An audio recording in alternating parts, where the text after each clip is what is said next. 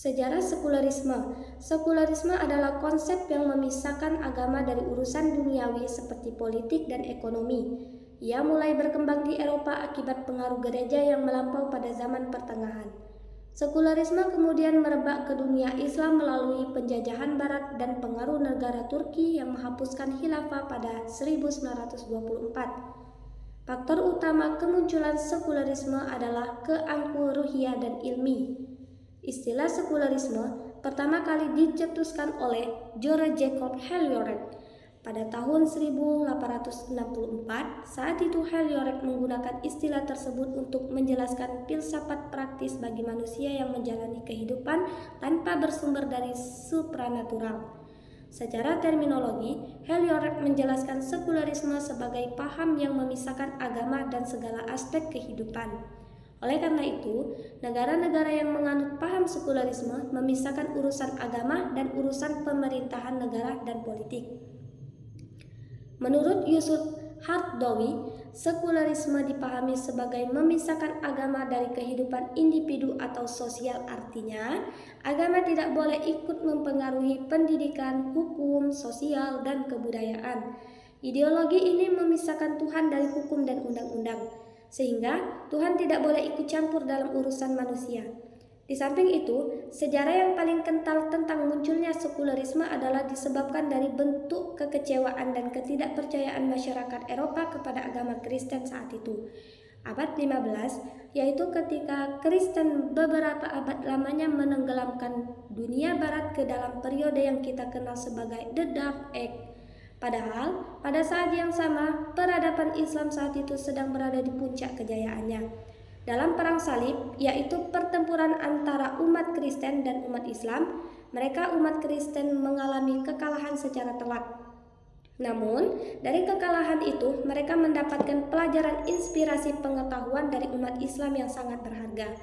Karena berawal dari sanalah masyarakat Eropa menolak ajaran gereja dan kemudian lahirlah sebuah revolusi yang dikenal dengan Renaissance. Sekularisme adalah sebuah prinsip yang bertujuan untuk menjalankan urusan-urusan manusia berdasarkan pertimbangan sekuler dan naturalistik.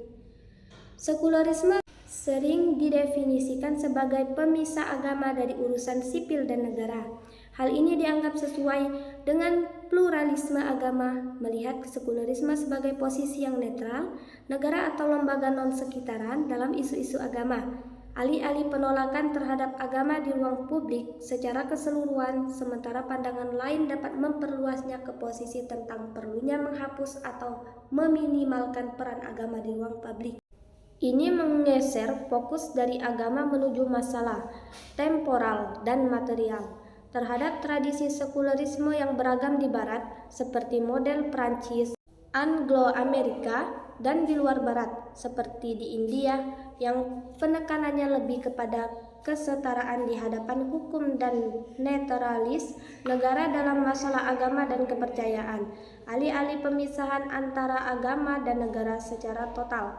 Tujuan dan argumen yang mendukung sekularisme sangat beragam, mulai dari pernyataan bahwa sekularisme adalah elemen penting dari modernisasi, sehingga klaim bahwa sekularisme adalah satu-satunya prinsip yang dapat menjamin kebebasan beragama. Selanjutnya adalah abad pertengahan.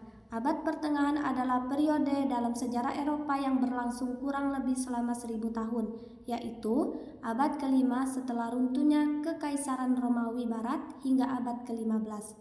Menjelang munculnya Renaissance, masa ini sering dianggap sebagai zaman tradisi antara zaman kuno dan zaman modern. Kehidupan masyarakat saat itu sangat dipengaruhi oleh agama, khususnya agama Kristen dengan dominasi kuat gereja Katolik. Gereja bukan hanya menjadi pusat keagamaan tetapi juga berperan besar dalam bidang pendidik, politik, dan kebudayaan.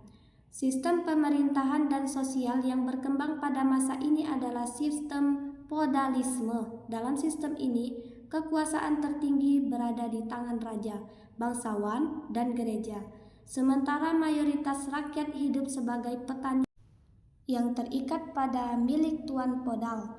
Pendidik terbatas hanya untuk kalangan gereja dan bangsawan, sementara rakyat biasa cenderung tidak memiliki akses terhadap ilmu pengetahuan. Namun, beberapa universitas besar di Eropa mulai berdiri pada akhir abad pertengahan yang menjadi awal kebangkitan intelektual. Selain itu, abad pertengahan juga dikenal dengan peristiwa besar seperti Perang Salib, yaitu perperangan antara umat Kristen Eropa dan umat Islam untuk merebut tanah suci di Yerusalem. Pada masa ini juga berkembang seni arsitektur dengan gaya gotik yang megah, seperti katedral-katedral tinggi dan berhias kaca patri. Meski sering disebut sebagai zaman kegelapan, namun di beberapa bagian Eropa terjadi perkembangan dalam filsafat hukum dan sastra.